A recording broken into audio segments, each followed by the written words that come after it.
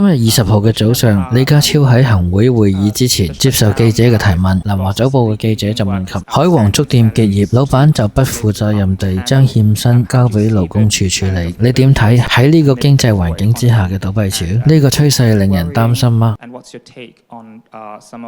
各位朋友大家好啊，歡迎嚟到門前直樹嘅頻道。啱聽啱睇嘅朋友記得分享、留言、點讚、訂閱，仲有記得撳埋個鐘仔。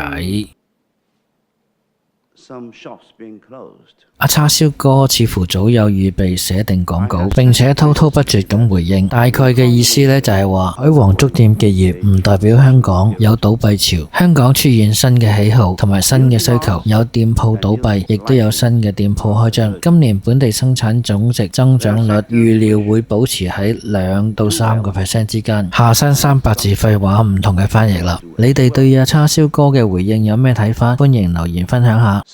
阿叉燒哥話海皇粥店嘅結業唔代表香港有倒閉潮，係咪咁簡單呢？海皇粥店唔係冇根冇由咁執笠，根據佢哋嘅管理層嘅講法，係因為營運困難，生意持續下跌，加埋成本上升，所以就要全線結業。咁問題嚟啦，點解會咁艱難呢？係咪只係佢哋經營問題呢？定係整個餐飲業都係咁呢？喺左上角我哋可以睇到呢，開業同結業嘅餐廳嘅數字都好接近。下半部我哋睇到食環署嘅有效牌照統計數字，亦都睇到21年至到24年食肆嘅牌照總數都係好接近。其實咁樣顯示係咩呢？喺呢幾年嚟，好多香港嘅老牌子，甚至乎係連鎖店，仲有過江龍都相繼結業，而大量換上一批來自國內嘅品牌。其實我想講下，睇食肆有幾多間係冇意思嘅，即係等於喺香港你一個連鎖集團執咗，再嚟翻10間大陸嚟嘅小店，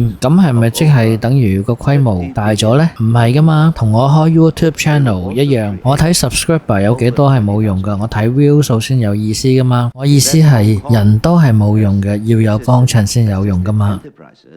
進入寒冬嘅唔止餐飲業，仲有其他行業，包括咗旅遊、零售、教育、美容、會所、寫字樓嘅空置率係3年嚟嘅新高，租金疫情低過一段時間，通關之後一直高企，就連連鎖品牌都撐唔住。海皇粥店 You are not alone， 仲有金裝燉奶佬啦、新光戲院啦、嘉禾戲院啦，都係全線結業啊。細鋪就更加一批一批咁熄燈啦。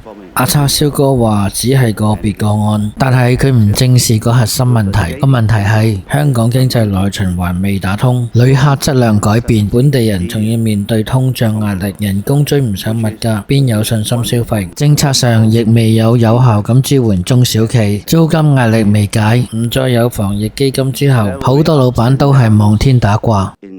根據公司註冊處嘅統計，2024年第4季中小企倒閉率創5年新高，同期嘅零售銷售指數低過疫情時期。呢啲數字講明咗，並唔係個別現象，而係系統性萎縮。每一間關門嘅鋪頭都牽涉到人嘅生計、家庭回憶。如果連講真話都唔敢，只係話唔代表冇問題，咁點樣面對真正嘅經濟困局？講真話唔係唱衰，而係解決問題嘅第一步。